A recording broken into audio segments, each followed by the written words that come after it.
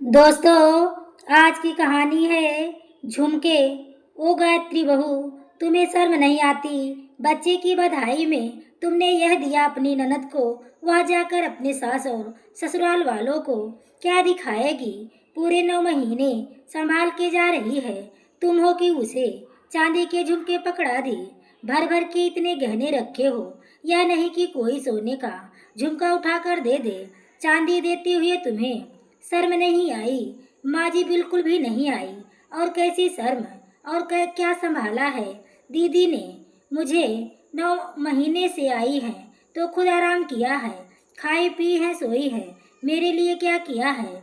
गिनती ही कर दो। जितना मुझे संभाला था उसके हिसाब से मैंने कुछ कम नहीं किया।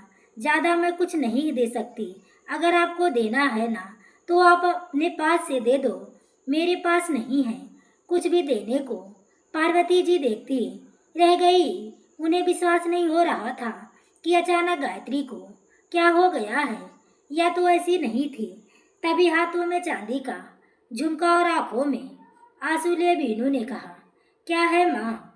चांदी के झुमके ले जाऊंगी मैं अपने ससुराल में। सबको दिखाऊंगी कि भाभी ने मुझे यह नेक दिया है। बच्चे होने की खुशी में माँ मेरी इज्जत क्या रह जाएगी? मेरी सास क्या कहेंगी, और मेरी ननद क्या कहेंगी, और या मेरी जेठानी क्या कहेंगी?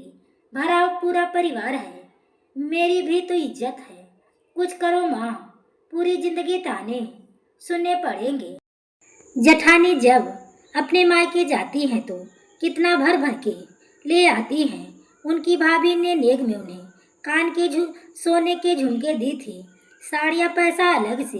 कितनी खुशी से वह सबको मुंह दिखाई फिर रही थी। और मैं क्या दिखाऊंगी? या मामूली से चांदी के झुमके? बेटी की बात सुनकर पार्वती जी सोच में पड़ गई। उन्हें खुद समझ नहीं आ रहा था, उन्हें विश्वास ही नहीं हो रहा था कि गायत्री बीनू को बेटी की बधाई में सिर्फ एक चांदी का झुमका देंगी।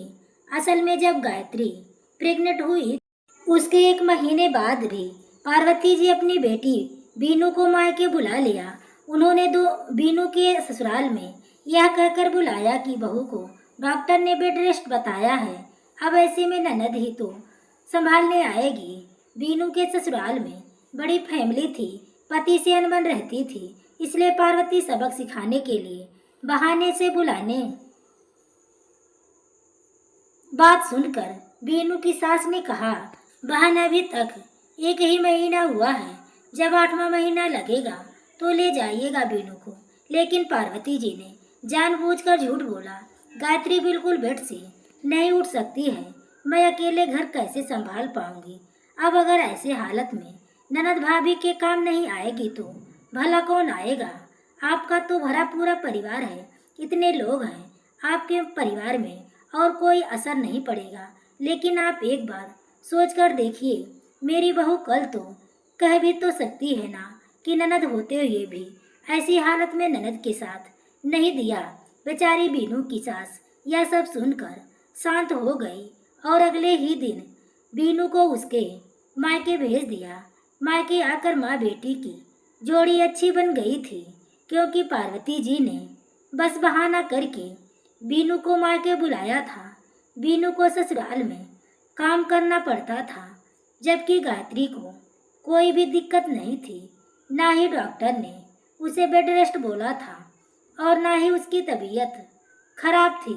फिर भी गायत्री की बीमारी का झूठ बोलकर पार्वती जी ने बीनू को 9 महीने पहले ही बुला लिया।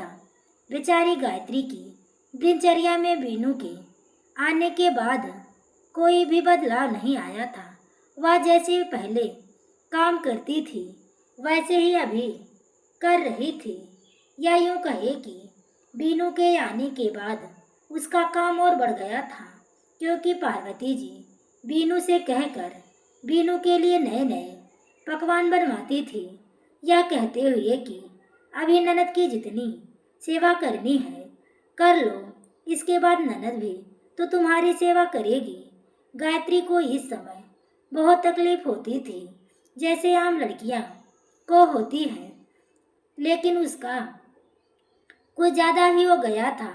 उसे बहुत उल्टियाँ होती थी, गैस बनती थी, ना कुछ खाने का मन करता था, ना पीने का। छोटी छोटी चीज़ों की महक से परेशान हो जाती थी, जिसके चलते बेचारी दिन प्रतिदिन सूखती जा रही थी। देखने पर लगता ही नहीं था कि गायत्री प्रेग्नेंट हुई है। चेहरे की रौनक गायब हो गई थी। किसी भी चीज़ की महक उसके सिर में से चढ़ जाती और वह पूरे दिन परेशान रहती थी। ठीक से ना खाने पीने की वजह से दिन ब दिन गायत्री कमजोर भी होती जा रही थी। लेकिन उसकी परेशानी से ना तो पार्वती जी को कोई मतलब था और ना ही बीनू को। गायत्री जब अपनी परेशानी के बारे में पार्वती जी को बताती तो पार्वती जी कहती, बहू तुम पहली बार माँ बन रही हो ना, इसलिए तुम्हें समझ नहीं आ रहा है। मैं भी बच्चे पैदा किए हैं। छोटी मोटी तकलीफ तो लगी ही रहती है। इसका मतलब यह नहीं है कि तुम आराम फरमाते रहो। जितना आराम करोगी उतना ही तुम्हारे लिए नुकसान होगा। काम करती रहोगी तो ठीक रहेगा। मैं भी किया है। पार्वती जी को बस गायत्री जी से काम करवाने से मतलब था। उसे खाने पीने का बिल्कुल भी ध्यान नहीं था। ठीक से ना खाने पीने की वजह से गायत्री की हालत दिन ब दिन खराब होती जा रही थी। धीरे धीरे गायत्री का 7वां महीना लग गया। एक दिन उसे अचानक तेज बुखार हो गया। दवा खाकर वह लेट गई थी। 10:05 हो गए, लेकिन अभी तक खाने का कोई आस्था अता पता नहीं था। खाना बनने में देर होती देख पार्वती जी गुस्से में बड़बड़ाती हुई गायत्री के कमरे में गई। गायत्री को लेटा हुआ देख चिल्लाते हुए बोली, बहू तुम्हें कुछ पता नहीं, खाने का समय हो गया है और अभी तक खाना नहीं बना। माँ जी बहुत तेज बुखार है, उठने का बिल्कुल मन नहीं कर रहा है। मैं खड़ी भी नहीं हो पा रही हूँ तो खाना कैसे बनाऊंगी। बुखार है तो दवाई खा ली होती, अब तक तो तुम्हारा बुखार सही हो गया होता। छोटे मोटे तकलीफ तो लगी ही रहती है। अगर तकलीफ लेकर तुम सोने लगोगी तो हो गया काम। मैं समझ रही हूँ, जब से तुमने मेरी बेटी को देख लिया है तब से तुम्हें कोई ना कोई तकलीफ बनी रहती है। और आज तो तुम्हारी तकलीफ इतनी बड़ी हो गई है कि तुमने खाना तक नहीं अब बनाया। गायत्री का बुखार वैसे भी तेज था, पूरा शरीर तप रहा था। ऊपर से सास की बातें सुनकर वह रोने लगी। गायत्री के पास आकर पार्वती जी और भी गुस्से में आ गई और गरजते हुए बोली, हाँ हाँ, अब 9 महीने से तुम्हारी नौटंकी ही तो देख रही हूँ, स्पेशल बच्चा पैदा कर रही हो।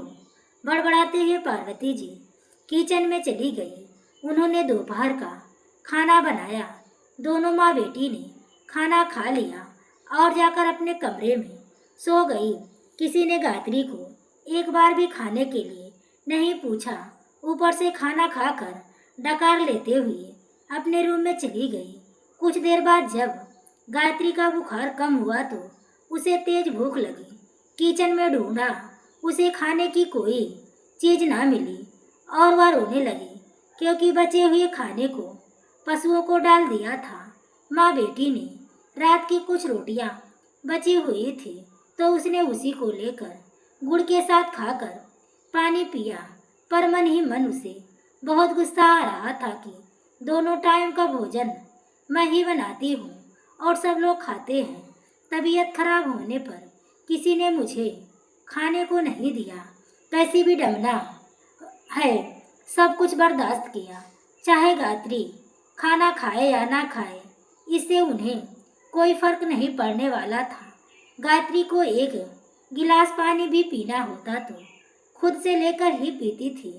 आज तक उसने बीनू के बारे में कुछ नहीं सोचा था, लेकिन आज जब सच में तकलीफ हुई और उस समय बीनू ने उस पर ध्यान नहीं दिया, यह सोच करके कितने दिनों से बीनू से संभालने के नाम पर आई है उसके ससुराल, पूरे रिश्तेदार, गांव पड़ोसियों सबको पता है कि बीनू गायत्री को संभाले आई है। लेकिन बीनू एक बार भी गायत्री के बुखार के बारे में नहीं पूछा। शाम को जैसे ही पार्वती जी और बीनू सोकर उठी तो अभी तक गायत्री को लेटा हुआ देखकर पार्वती जी ने कहा, अरे बहू, अभी तुम्हारा बुखार नहीं उतरा तो अभी तक सोई हो? बताओ, शाम होने वाली है और तुम अभी तक लेटी पड़ी हो। कोई नाश्ते की तैयारी नहीं की है क्या? चीखते हुए बोली। गायत्री की आंखों में आंसू आ गए, लेकिन फिर भी उसने कुछ नहीं बोला। वह चुपचाप लेटी रही। जब पार्वती जी को लगा कि गायत्री उठने वाली नहीं तो वह बड़बड़ाते हुए आई किचन में। उन्होंने चाय बनाई खुद की और बीनू की। चाय निकालकर एक कप में बीनू को पकड़ाते हुए बोली, ले बेटा, दे दे, देख ताकत हो तो पी ले, ना तो रहने दो। बीमार तो है, भूख तो लगेगी नहीं। जानबूझकर पार्वती जी ने इतना तेज बोला कि सारी बातें गायत्री ने सुन ली। ऊपर से बीनू कमरे में चाय ले जाते हुए बोली, भाभी, आप चाय पीने की हिम्मत हुई होगी ना? एक तो सास की जली कटी, ऊपर से ननद के ताने। गायत्री ने मन ही मन फैसला कर लिया, वह अपना एक भी काम इन दोनों माँ बेटी से नहीं करवाएगी। वह जैसे तैसे अपना काम खुद करेगी ताकि जिंदगी में इन्हें करने का मौका ना मिले।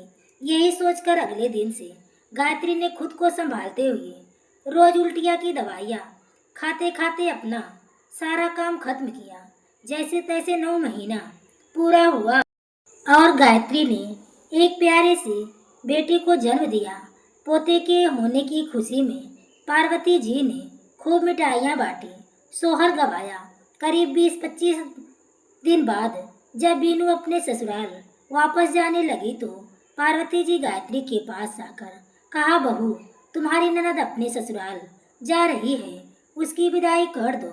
जरा सोच समझ कर कुछ देना, 4 लोगों के बीच में दिखाना है। भाई विदेश गया हुआ है, मजाक थोड़ी ना है।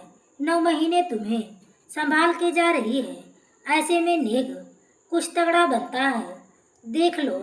कहते हुए पार्वती जी चली गई। सास की बातें सुनकर कुछ सोचते हुए गायत्री अलमारी से एक चांदी के झुमके साड़ी निकालकर बीनू को देती है। चांदी के झुमके देखते ही बीनू के साथ साथ पार्वती जी भी भड़क गई। बहू, यह क्या है? एक मामूली से चांदी का झुमका, तुम्हें शर्म नहीं आ रही है? इतना सोना गहना रखा है और तुमने एक चांदी का झुमका पकड़ा दिया। यह भी नहीं सोचा कि उसके ससुराल वाले क्या कहेंगे। 9 महीने भाभी की देखभाल करके आई है और भाभी ने यह दिया, कौन सा मुंह लेकर दिखाएगी जाकर? कौन सी देखभाल माँ जी, कौन सी मेरी सेवा की है इसने? अगर कभी एक गिलास पानी भी उठाकर दिया हो तो बताओ माँ जी। अगर देखभाल और सेवा को देखते हुए कोई नेक बने तो एक फूटी कौड़ी भी ना दूंगी मैं।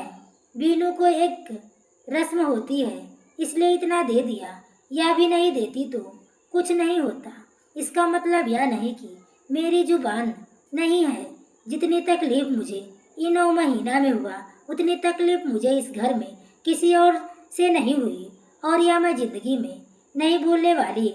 मुझे लगा कि मैंने दे दिया, आपकी बेटी है, अपने उसकी सेवा की है, उसने आपकी सेवा की है इन महीनों में, इसलिए आपको तो समझ में आए अपने पास से दे दीजिए। हमसे उम्मीद लगाने की ज़रूरत नहीं है, अच्छा लेने के लिए अच्छा काम करना होता है। कहते हुए गायत्री अपने कमरे में चली गई। शादी के बाद आज पहली बार गायत्री अपने सास और ननद के सामने बोली थी। गायत्री का रूप देखकर पार्वती जी हैरान रह गई। बीनू को बोलते ही नहीं बन रहा था। चांदी का झुमका देखकर बीनू रोने लगी। माँ, अब मैं क्या करूँ? कौन सा मुंह लेकर जाऊंगी? ससुराल वाले क्या कहेंगे?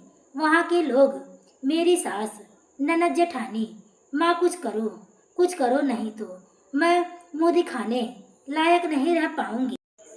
बेटी के बार बार कहते हुए देखकर इज्जत की खातिर पार्वती जी कुछ सोचते हुए अपनी अंगूठी निकालकर धीरे से बीनू को दे देती हैं। ले बेटा, यही दिखा देना सबको। मुझे नहीं पता था कि बहू इस समय पर अपना रंग दिखा देगी। भाभी का गुस्सा देखकर बीनू भी हैरान थी। उसके मुंह से बोल ही नहीं निकल रही थी। माँ की सोने की अंगूठी लेकर वह चुपचाप अपने ससुराल चली गई। तो दोस्तों, गायत्री ने जो किया वह सही था या गलत, कमेंट में अपनी राय जरूर बताइएगा। कहानी अच्छी लगी हो तो वीडियो को लाइक, शेयर और सब्सक्राइब करें। आगे के नोटिफिकेशन के लिए बेल आइकन को जरूर प्रेस करें। पूरी कहानी को सुनने के लिए आपको तहे दिल से धन्यवाद।